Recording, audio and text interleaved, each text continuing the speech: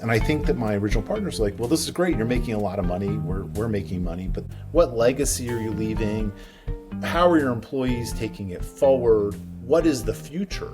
Now I think we've created that, but again, it's an evolution. Where you think you can get your start and how you think about it and where you end up can be very different things. So we did that. We closed our fund to new investors, and at the time we had over 700 million in assets. So clearly a successful private fund business. And we had never had a negative 12-month period from the time we launched it until 2008, after we closed it to new investors. And I think that's part of the reason we're successful, because we were able to protect capital in multiple down markets.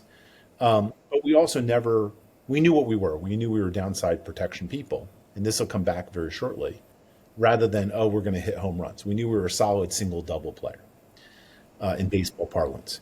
And I think why '05 was so important was it was the recognition that sometimes there isn't that much opportunity in the investment world or in your specific area of expertise. And the reason we closed to new investors is most of the people that would give us money didn't think long term.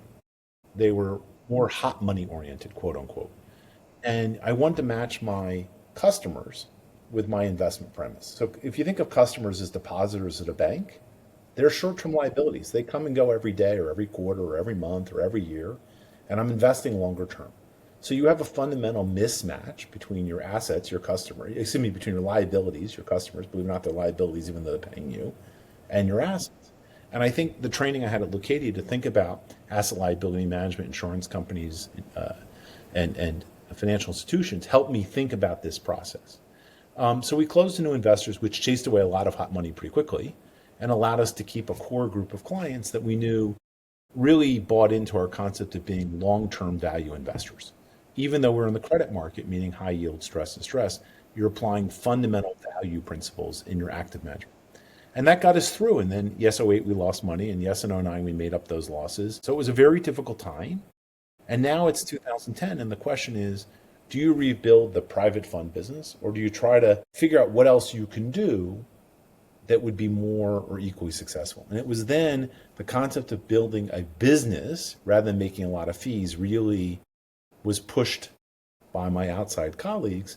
And that's how we decided to go into the mutual fund industry, which is like crazy to do a de novo mutual fund when you started in the private fund business. But that's what spoke to us. And, I am excited that we did it because it was a whole new lease on life as far as not just monetarily, because I think we do fine monetarily either way, but it was a lease on life on sort of stimulation, excitement, new challenges, and building something.